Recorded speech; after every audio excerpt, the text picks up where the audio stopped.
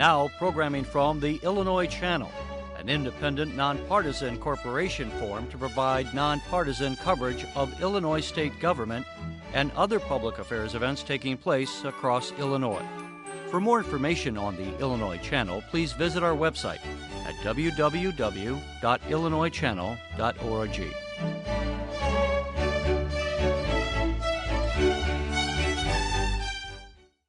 Just ahead, House Republican lawmakers hold a press conference to announce their intention to make lame duck sessions of the legislature a thing of the past.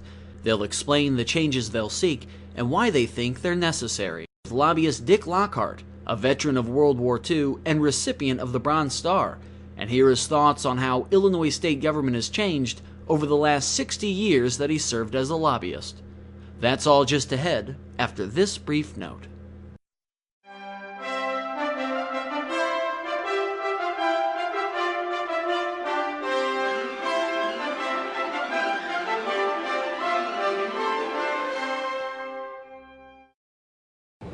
Hi, I'm Phil Garnett, President of the Illinois Coal Association. Illinois is blessed with an abundance of coal. In fact, coal lies under 65% of Illinois land, and coal is used to provide half of the nation's energy needs, abundant and domestic. With energy independence at the top of our national agenda, Illinois coal mines, like the one here in Williamsville, must be part of our national discussion on energy. That's why the Illinois Coal Association supports the work of the Illinois Channel. Their extensive coverage of the role Illinois coal plays in meeting America's energy needs is a valuable contribution to informed discussion on a serious issue, such as the Illinois Channel's coverage of the FutureGen project, which holds the promise of environmentally friendly use of coal, or the Illinois Channel's unedited, in-depth interview with Fred Palmer of Peabody Energy. Serious coverage of serious issues. That's the Illinois Channel. You keep up the good work, and we'll keep watching.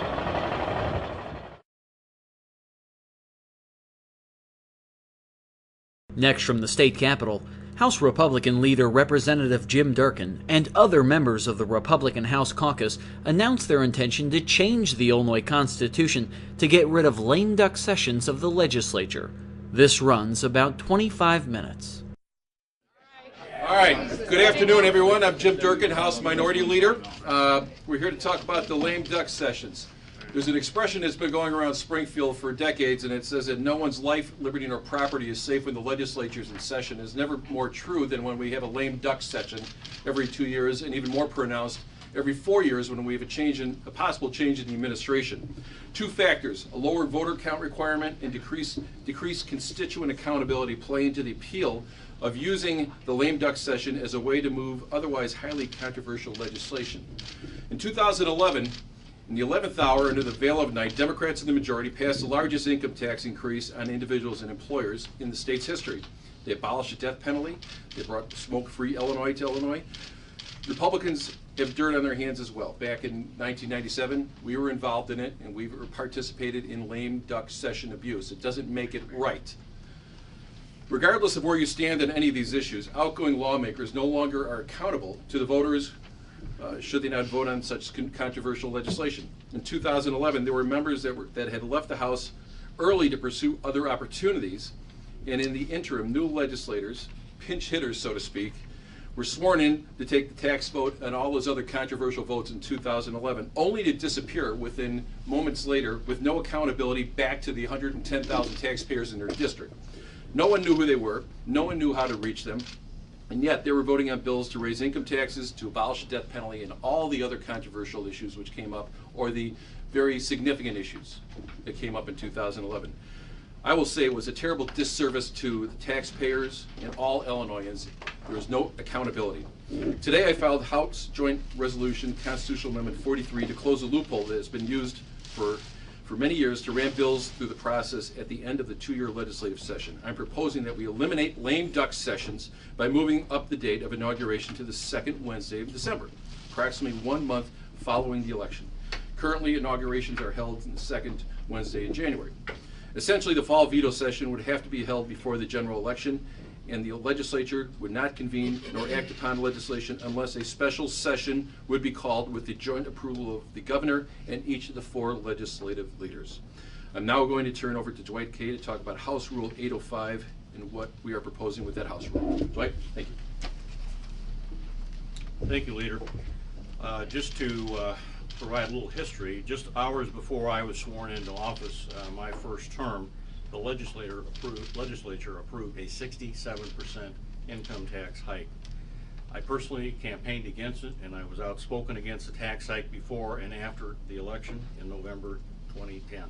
And I feel strongly the legislature voted for the tax increase hours before I was to take my seat in the House, because they knew the number simply wouldn't sustain a passing vote for the tax increase. House Rule 37.7 will help ensure the legislative process is preserved while preventing legislators who have retired or been fired by the people from ramming through legislation without the support from 3/5 of each chamber from becoming law. Lame duck sessions would be eliminated as proposed under House Rule 37.7. The rule would take effect on Election Day each November during even-numbered years. The lack of constituent accountability has created an easy way to pass controversial legislation with no fear whatsoever of repercussions, and my constituents and myself have fell victim to the lame duck session in 2011. A special session may only convene following a general election, pending approval from all 4 legislative leaders and the governor. If a special session is convened after the general election, then a vote of 3/5 or 71 members of the House is necessary to move a bill from second reading to third reading and on to pass the bill out of the House. The legislation voted on must be a topic identified in the special session approved by the 4 legislative leaders and the governor.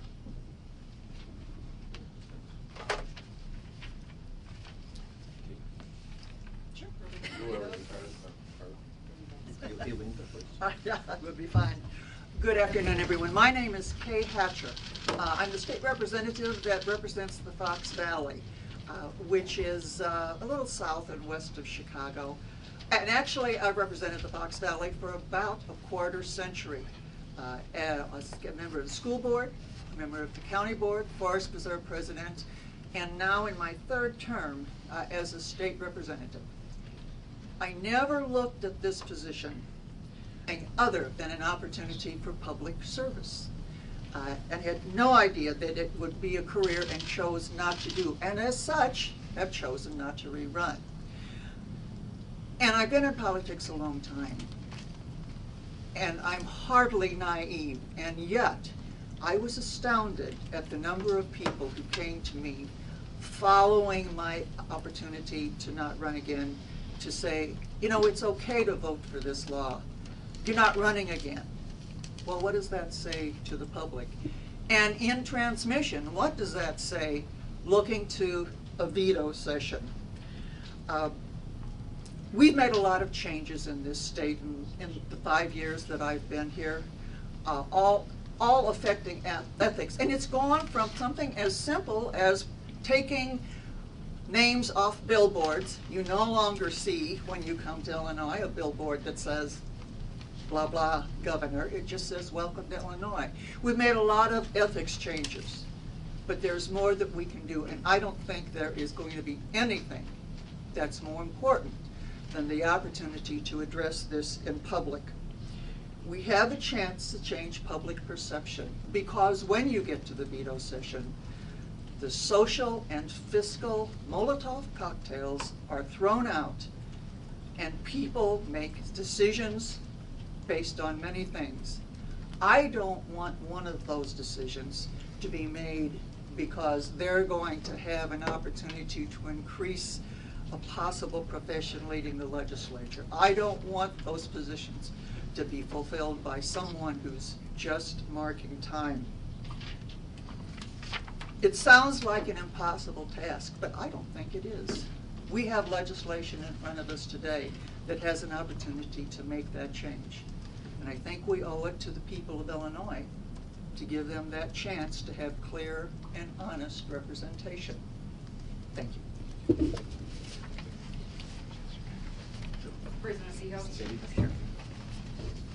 Hi, I'm Sandy Pios. I'm from the 48th District from Central DuPage County. And currently, the simple majority vote in lame duck sessions has allowed controversial pieces of legislation we heard to become law that would otherwise not have sufficient votes. Under this proposal, outgoing lawmakers would not have the opportunity to take advantage of their lame duck status to vote on legislation in a way that they would not have to be accountable to their constituent. Lame duck legislators do not make good public policies, and for those of us that remain on, we have to deal with the consequences. Many of my constituents remember that lame duck session 2011 and expect us to deal with the consequences of that session where the income tax was increased, and we have promised to roll back moving forward. This income tax increase passed with the bare minimum, if you remember, of 60 votes required. I believe the death penalty only had 60 votes. Several of the lame ducks who voted yes that night were replaced the next day by new members who had pledged to vote no on the income tax increases. On what was perhaps the most important votes that impacted families in years, these districts were denied the representation that they voted for in the November election. Instead of using the lame duck session as a loophole for passing far-reaching controversial legislation, each bill should be thoroughly vetted through the legislative process. The General Assembly's 2-year legislative session was created to allow more than enough time to move legislation through appropriate channels while also holding lawmakers accountable on election day. When elected officials are no longer held accountable to their constituents, mistakes can be made at the expense of our taxpayers.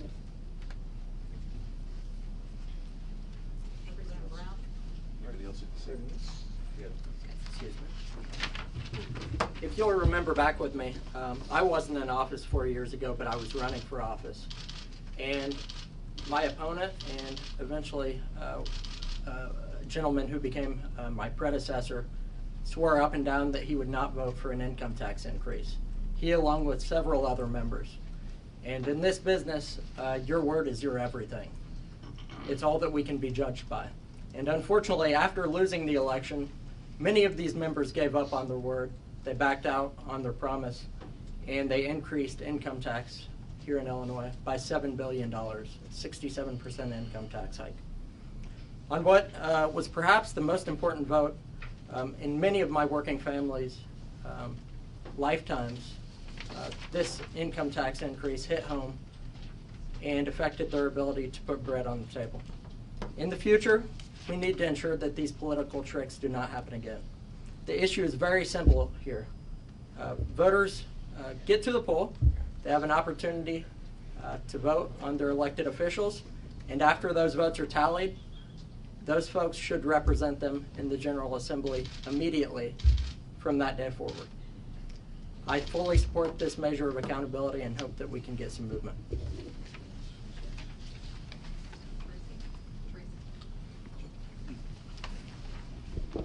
Jill Tracy, representative for the 94th District in Quincy.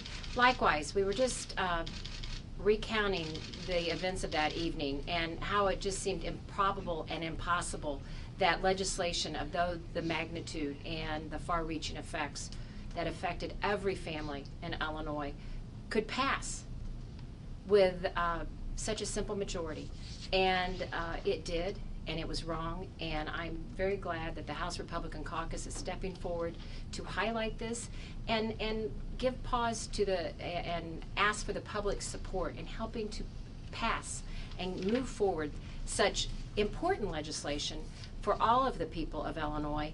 And that's the type of things that we like to bring forward, but certainly we know it will happen again if we don't take the steps that are necessary, and so we're asking for the public support for such a bill that will keep the integrity of our electoral and legislative process intact. And so I'm glad to stand here with my colleagues, and I think you've heard how this really affected Illinois and how we can prevent it from happening again in Illinois. So with that, I'll turn it over to Leader Durkin. Thank you. I guess we're going to have a very spirited election this November, and by all accounts, no matter how the outcome is, that next January could be the mother of all lame duck sessions regarding tax policies and every other we want to call hot button issue, which the legislature or the majority party wants to place before the legislature during the spring session. So we think it's important that the public is made aware of this. But more importantly, legislators need to be held accountable during this period. They have absolutely no accountability during that week of January, a number of people who are on their way out. And even as the last time we went through this, there were people who were brought in for 3 days only, to serve as a state representative, just there to take the tax vote and the other issues which came up during that time, with absolutely no way for constituents to find out who they were, how to reach out to them, how to find them, to talk about what their thoughts were about that process. And I will tell you, everyone in this room at some point or another during a career, after lame duck sessions occurred where there's been this type of activity, they ask, how the heck did you guys allow this to happen? Why did this happen? This is insane, it's nuts. And that's what we're trying to do. We want to be able to put this to the voters. We want them to be able to, we want to put this on the ballot and make sure that this is something that our voters will be able to control. I would say that most people, if they were aware of how this process works, they would be disgusted by this process. We have problems enough as it is, as elected officials, with our confidence that we have throughout the state of Illinois with our constituents. We're trying to restore that in every angle, every possible way we can. That's why we're here. Any questions? Jim, if that were to pass and be approved by the voters in the November, when would it take effect? Would it become effective immediately and rule out a lame duck for this? That's my understanding of it, yes. That's our hope, and if not, you have the rule to cover. That's why we're pushing the rule as well. How are you going to get it onto the ballot? Well, we're going to do the way in which we sometimes we've done. I think that there is an opportunity to place the questions on the ballot, and we will ask that the Speaker allow this to be given a full hearing, and hopefully that the President of the Senate will go along and understand the abuses that have occurred in the past are no longer acceptable to the taxpayers of Illinois, and we're the same way we do everything. Where so the Speaker and the President will say, you know something, Jim? You may have something here. Yeah. Well, as we saw last week, the Speaker has now shown that he is committed towards making Illinois a more business-friendly state. We're going to work with them on that, and I hope that the Speaker will have that same position when he sees this. He said, "Jim, I want to work with you, and let's see if we can get this done."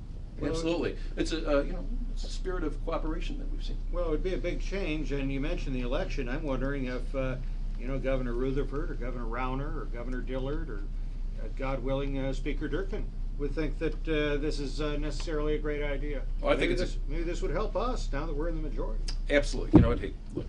As I said earlier, that I was here back in the mid-'90s, and for that little snapshot in history, in '95 and '96, where we had the majority. And on the way out, there were a number of things that were passed after January 1st, where the threshold was lowered. I plead guilty. I participated in it. Doesn't make it right, and those are votes that I regretted in hindsight. But I don't think that new members should be subjected to that. There's a lot of coercion that goes on during that point in time, but the fact is we saw what happened last time. People were brought in for 3 days to vote on some very, very important issues that were really given no public vetting and no public participation as well. Well, so, what were one or two of them from '97? That was 17 years ago. What were some of the ones that stand out? What? Eliminating three-party voting. Straight party voting, and I think there was an issue with the assessor's office that we were dealing with. I think that you're probably a better student of history than I am, Dave, so I'll allow you to do your great research work. But we'll provide that for you. But the fact is, I do, hey, back then it was, and if anybody here was back in that time, I'm aging myself, I'd like to be able to talk about some of the things that we had. But, we'll get that to you. But the fact is, we participated in it, and it was wrong, and we want to make sure that those abuses in the future don't occur. If this doesn't go forward, so you said, you participated. Yeah. What should a lame duck session be used for? Just no controversial issues, or what should the caucus do? Let's say this doesn't go forward, and you get everybody just vote no automatically, or what? If there's something that is of such great importance to the state of Illinois, this doesn't go through. There's no reason why we can't take this up to 4 leaders and discuss that and try to reach some type of agreement if this doesn't go through, to reach that threshold.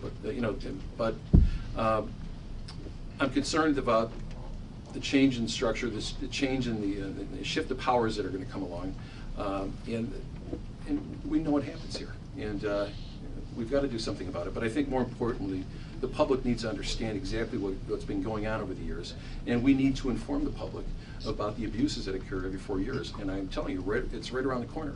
And if there's going to be, like I said earlier, no matter what the dynamics are of next November's election. There's a lot of people leaving the House, a lot of people leaving the Senate, and I hate to use this expression, but there's a lot of free agents out there, and I think that's wrong, and the fact is the accountability factor is zero. You know, I know you've had previous attempts to change lame duck sessions, right? I mean, through just straight up bills that didn't go anywhere. So why would this be any different if the Speaker didn't go for those? No, but here's the thing. No one does anything about it. And that's what really bothers me, is that over the years we've seen this, people complain, but nobody does anything about it. And that's what our caucus is trying to do. We want to do something about it. We want to educate the public about the abuses that go along with being in the majority party. And it's gone on historically, and we've got to put a stop to it. It's a new era in Springfield. People are more engaged in what we're doing. Transparency is the utmost, and the fact is there is zero transparency in that process.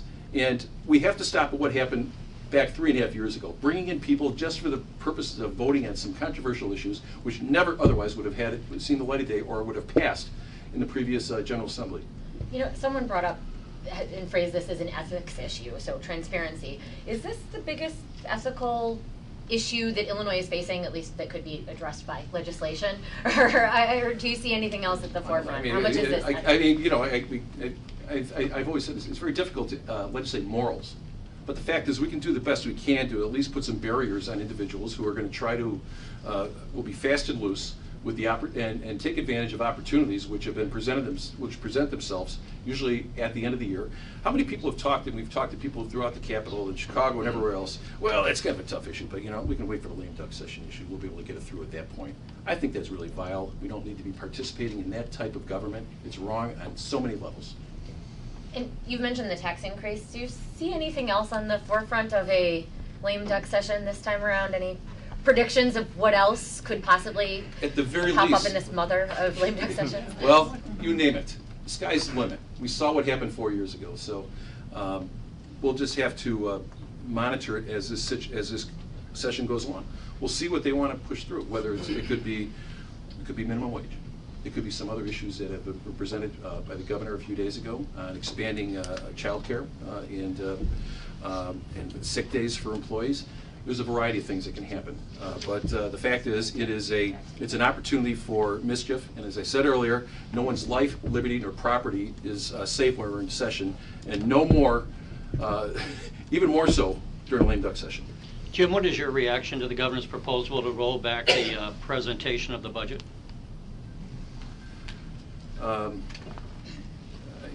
Terry, I'm sorry.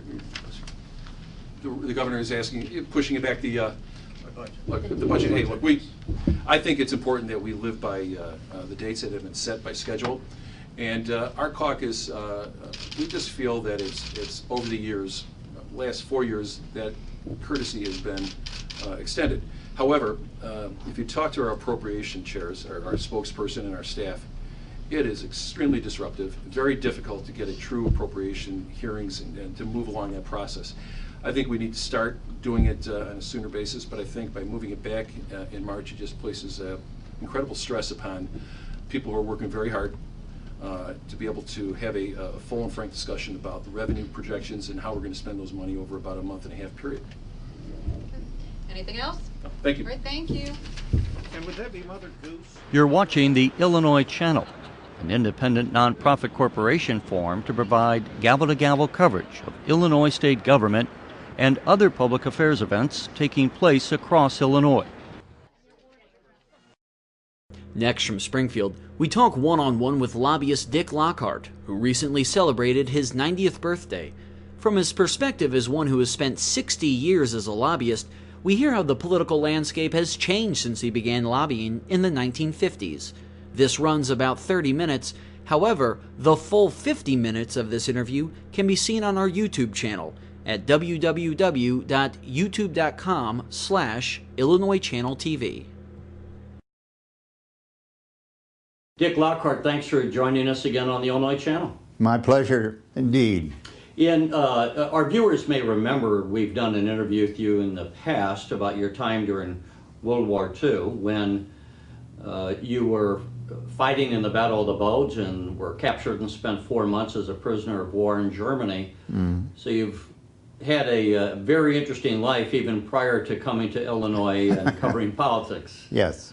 But in this interview, I can't think of anyone else who has been around Illinois government as long as you have, who have followed the changing landscape politically and the way that Illinois is governed.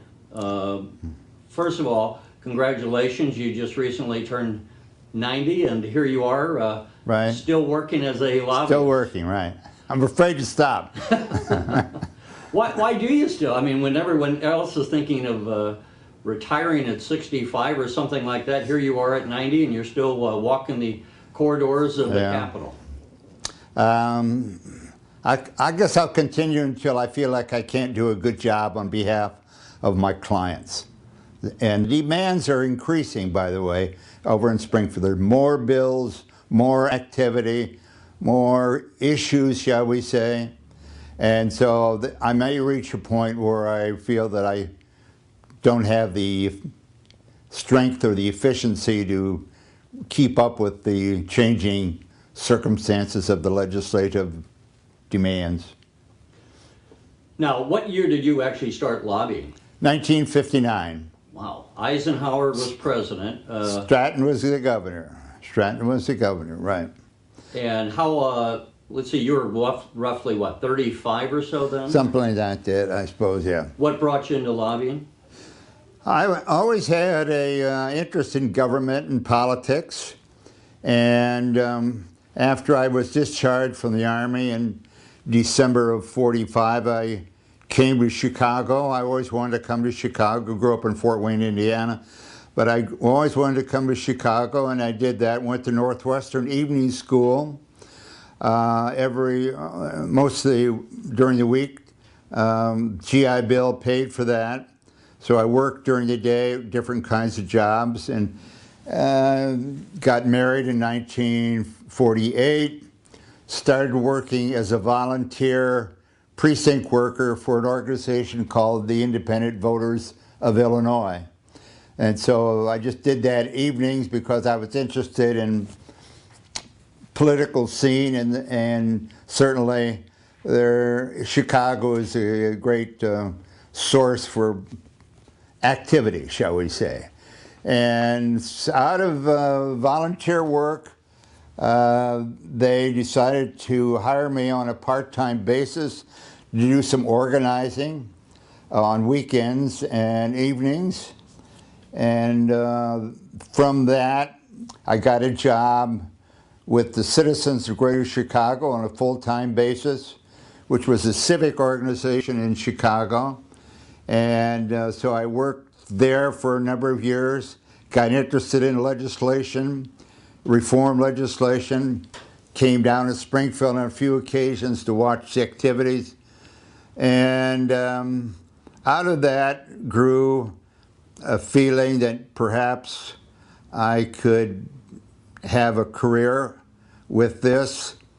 Out of the civic organization with Citizens of Greater Chicago, in 1954, there was a constitutional amendment on the old Constitution of 1870. This is called the Reapportionment Amendment, and it was passed by the legislature and went before the voters in 1954. And I was hired to help the committee which was promoting this constitutional amendment. And what do you know, the constitutional amendment was successful. Illinois had not redistricted since 1901. So the districts were way out of control, way out of sync with the real population. But that gave me a perspective in terms of Illinois politics. And it gradually got stronger. I was hired by Citizens of Greater Chicago on a full-time basis. Eventually became its executive director. Took time off in 1960 to work on the senatorial campaign of a gentleman named Sam Witwer, who was a Republican candidate for the U.S. Senate in 1960. We won the primary, but lost the general to Paul Douglas. But out of that, again, strengthened the relationship with Mr. Whitwer, and he became the president of the Constitutional Convention in 1970.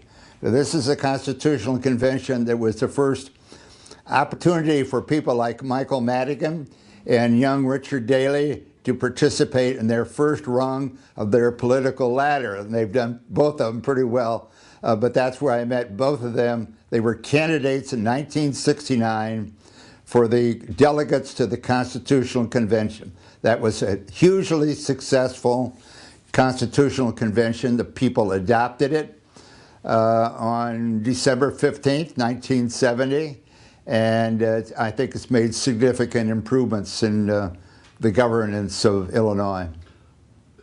You know, I'm interested in going back to what you said about redistricting, that they didn't, now we redistrict every 10 years, so they didn't redistrict for 50 years? Well, there was nothing in the Constitution, the old Constitution, that required them to do a redistricting. So when the new Constitution, the requirement was they had to redistrict every 10 years based upon the federal census, and the districts had to be approximately of equal population.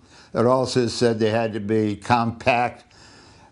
That has been lost, and we have districts that are contiguous but not compact, and that's been an unfortunate change. So yes, so we redistricting every year. It's certainly a big political process and not a pleasant thing to watch at times. Having your perspective of following Illinois politics for 60 years, are we better off today or worse off than we were when you started? I think in some ways we're better off, in some ways we're worse off. I think we have better quality of people serving in the legislature, much more intelligent, educated. We have now smart, educated staff people that look at the legislation, which we never had staff people when I first began down here. Basically, the lobbyists were the staff people on behalf of the members of the General Assembly. So, but obviously, we're not an unbiased source of information. So there has been some improvements in the legislature. We have longer serving legislators, but sometimes that's not good. I understand that, but we have a much more complex society, complex issues, and it takes a while sometimes for legislators to get up to speed just on the, say, for example, the budgetary process in the state of Illinois, higher education budgets, EPA budgets, so, and what goes into their programs. So in a way you can't compare the two periods exactly, because the circumstances of society has changed. When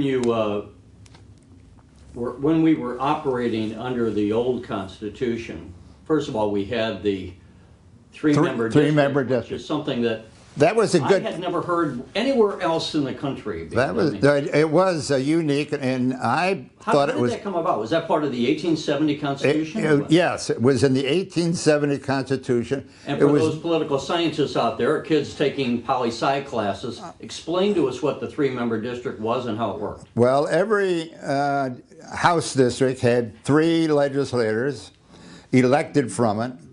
Usually, and every voter had up to 3 votes he could cast for one candidate if they wished to do so, both in the primary as well as in the general election. So that system allowed for, say, in DuPage County, strong Republican area, one Democrat could be elected from every one of those districts there. It always assured that there was an opposing person, right? So the Chicago... The minority, there was always a 1 out of the 3, right.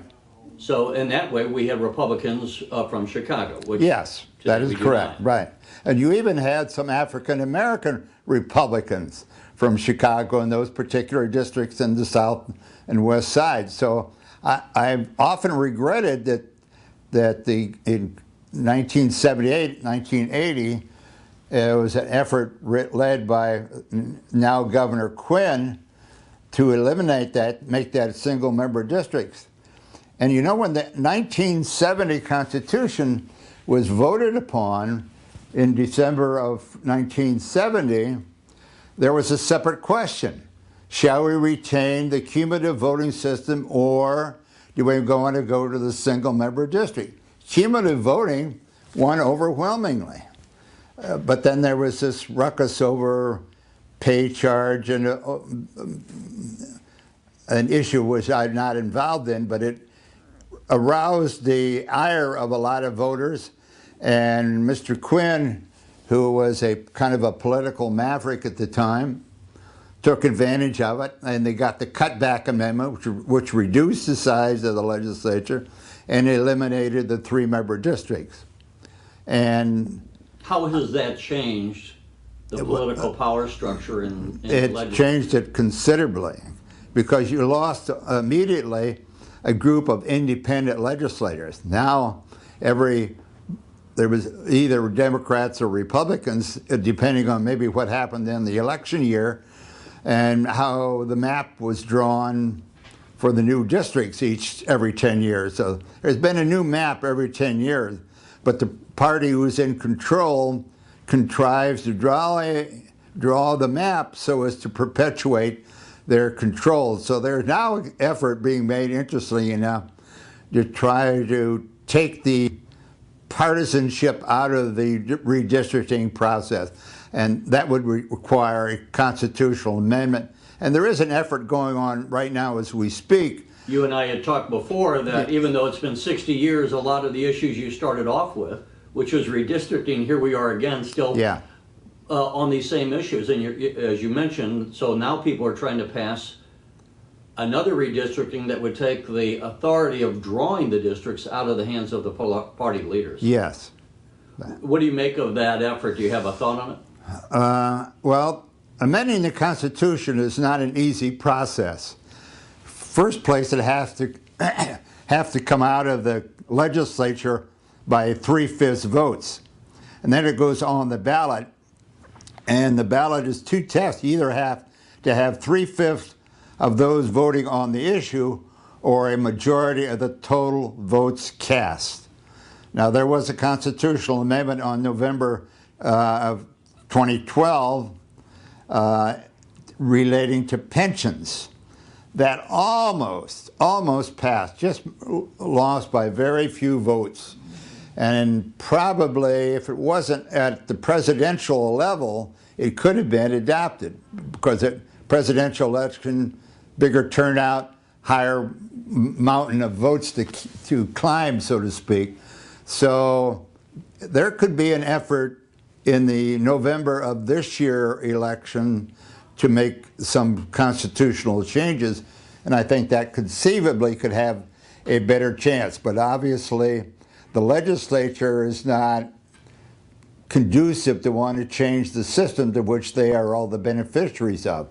Now, the Constitutional Convention in the 1970 rewrite allowed the voters to amend the legislative article of the Constitution by collecting sufficient number of signatures to put it on the ballot without having to go through the legislative voting process. So that is what's going on, I think, or about to start anyway, soon in the state of Illinois. Collecting the signatures, they will probably have to have between 300 and 400,000 valid signatures to get the issue placed on the ballot. Now, aside from it being difficult, do you have a position as to whether it would be beneficial?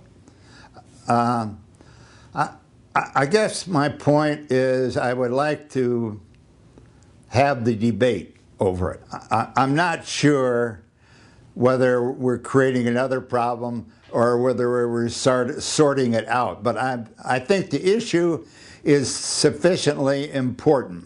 And I've been dissatisfied with the way the legislature has been redistricting. There's some districts, they're supposed to be compact. They're pieces of cities linked by a road, you might say. So I think the compactness and the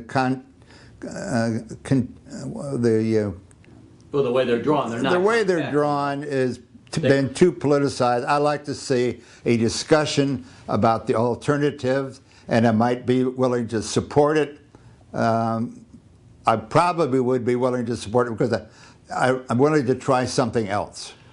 Now, right now, just for a point of clarification, the legislature draws both the legislative districts as well as the congressional districts. Yes. I believe I'm right to say that this effort to change redistricting would only impact the legislative district. That's correct. So the legislature, if that reform was to pass, the legislature would still be drawing the congressional districts. Just to clear that up. When you came in, you said Governor Stratton was the governor, and then we had, Otto Kerner and Sam Shapiro. Ogilvie, Walker. Ogilvie, and then we had Walker Wright, if I forgot Walker. Right. What do you make of, how were the governors that you have been around in this legislature? How has their different leadership affected the state, would you say? Who were some of the best, and who, in your estimation, were some of the least effective? Well, far at the way at the top of the list would be Governor Ogilvie, because he realized that you could not fund the services of the state of Illinois by continually to increase the sales tax. That was the basic source of revenue for the state. He realized you had to have an income tax of some sort. It was uncertain whether the language in the old 1870 Constitution would allow for an income tax, but he felt it's worth the effort. We'll try to get an income tax passed based upon the language in the 1870 Constitution. And he told his cabinet, told his family, the result of this will be we will lose the next election. And he was right about that. But he knew it was the right thing to do. So he got, at that time, the Senate leader was Russell Arrington, very conservative gentleman, Republican from Evanston. He told Senator Arrington, you're going to be the sponsor of this legislation to increase the income tax. The legislature was controlled, the House and the Senate and governed by all Republicans, all conservative people. The House was, the Speaker of the House was Ralph Smith from Alton, Illinois, and he said, Ralph, you are going to be the House sponsor of this. Governor Quinn, I understand, called members of the legislature down to his office. What do you need to have me do to get you to vote yes on this income tax? And I was there the night in 1969 when this barely passed in the House of Representatives. And it was really an exciting time, and the governor was absolutely correct. It saved the state and enabled the state to do lots of things it couldn't do otherwise, but it also caused the defeat of the governor and his team of people. Arrington, I think, stayed in office for a while. Ralph Smith was saved by the fact that Everett McKinley Dirksen died in office, and the governor appointed Ralph Smith as the interim U.S. Senator, who then lost to Adlai Stevenson later in the year, November. So I put Governor Ogilvie at the top of the list because he was willing to sacrifice his political future. That's kind of rare. What about any of the others, do you think? Well, I think, Otto Kerner, I thought, was a forward-looking person. One of my clients that I worked for was the Mental Health Association. Otto Kerner came out in favor of a Department of Mental Health, and he implemented that after he was elected, and that helped provide services and funding and for the mentally ill of the state, which was in a deplorable conditions in those years. So I guess they've all done something. I'm trying to remember anything good that came out of the Walker administration, and I can't. I think Governor Walker, the problem he really ran against Mayor Daley, who didn't have anything to do, but he wanted to defeat anything that Daley was in favor of. Daley wanted a crosstown expressway. Well, Governor Walker saw that that didn't happen. And and he just served the one term. Governor Shapiro was a very likable, hardworking individual. I liked him personally a lot. We were relatively close, but he could not defeat the Republican organization then led by Ogilvie. Ogilvie, you may remember earlier, had been sheriff of Cook County and then chairman, I think, of the Cook County Board. So he came out of Cook County as a pretty strong Republican. Let me ask you on that. So here we are today in Illinois, where Chicago is so heavily Democratic. And not suburbia, though. Well, not suburbia, yeah, but the city had a Democrat, yeah. We're saying about Russell Arrington, who was the Senate president, and he was a conservative Republican from Evanston. I mean, that alone is almost laughable now. Right. Evanston is a Democratic stronghold. And then to say that you had a Cook County sheriff who was a Republican, which was Ogilvie. Something has happened over these last 35 years that the state has become overwhelmingly controlled by the Democratic Party. Why is that, do you imagine? Well, I think I attribute some of that to Michael Madigan, because he's understood that you have to, if you're going to win, you have to have good candidates, good precinct workers, polling, and he brought a level of political sophistication into the party apparatus. He was, of course, as we know, he became the ward committeeman of the 13th Ward and worked his way to the position of speaker. I surprised him a year or two ago telling him that I was here before he was. He found that hard to believe, but he began as a delegate to the Constitutional Convention, got elected to the House, realized that he had to make some changes. He became the state Democratic chairman. So he raised the level of effort that was necessary. Before Michael Madigan brought that to the political power, would you say politics was practiced by amateurs? Or? Somewhat, yeah, somewhat. They didn't think in broader terms. They might have thought only in their county or their district or what have you. And they didn't think in statewide level. Who are some of the, well, first of all, before we move off of Michael Madigan, he's often, I would say, an enigma. I mean, he's been around here. He's the longest serving speaker in the history of the United States. Yes. I would imagine, I don't know your relationship with him, but you probably know him reasonably well over all this long period of time. How would you describe him? What is your read on Michael Madigan? I think he has been outstanding in terms of raising the level of the legislature. I'll just give you a couple of examples. The legislature before Madigan was a place with a lot of horsing around, a lot of playing dumb tricks, grandstanding. That has ended. It is now a place of dignified legislative processes. And he also has been instrumental in bringing staff people to help understand what's this legislation, what's in it, what its implications, what its costs are. Again, the result is it made the legislature a much more professionally capable body of understanding these complex issues, and the workmanship that it goes into the lawmaking itself.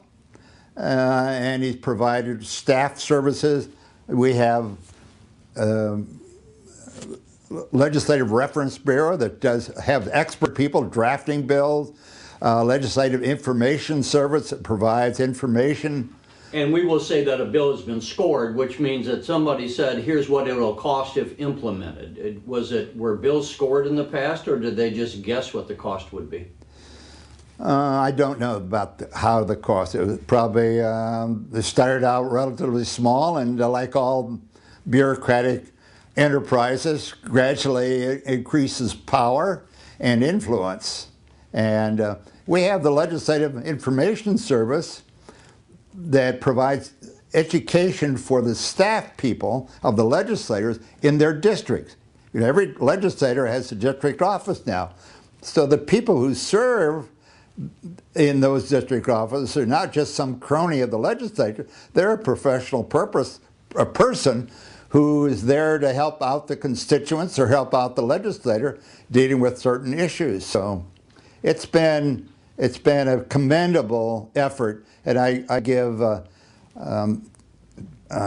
Michael Madigan a lot of the credit for that. The staffing actually began with Russell Arrington. He started a little bit at a time in the Senate, and it's become more so. And of course, you may recall, in the old days before the new Constitution came in 1970, the legislature did the budget.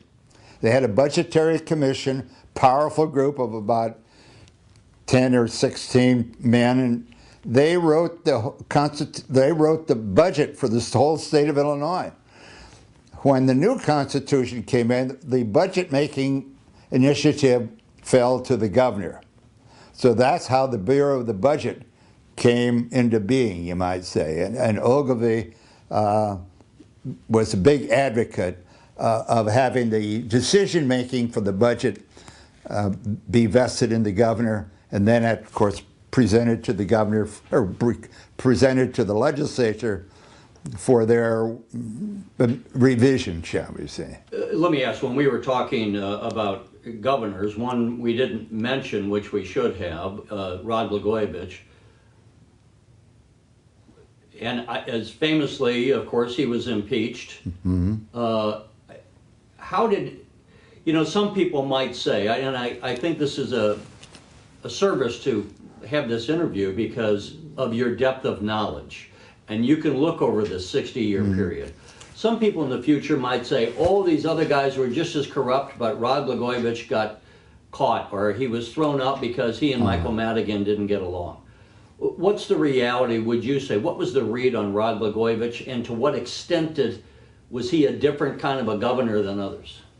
Apparently, and I did not know Governor Blagojevich, and I have to confess I did not vote for him, because it seemed to me he was not as serious caring about governing the state of Illinois.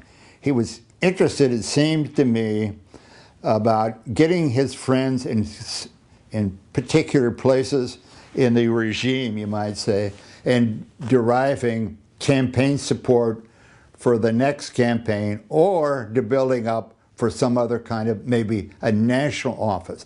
He was always in a hurry, not to do the job that he was elected to do, but the next kind of job or enterprise that he had his eyes on. People may find it hard to believe, but there's a lot of people that believe he was trying to structure the governor's office as a platform to run for the presidency.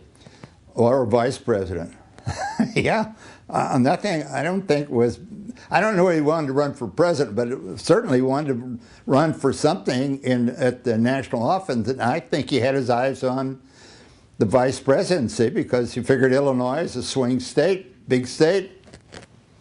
Let's talk a little bit on the other hand. One of the rising stars of people that stand out is the President of the United States, who was a state senator elected in 1996. Yeah, state senator. What state senator? What was your interactions with Barack Obama, and to what extent how did he impress you when you met him and when you worked with him?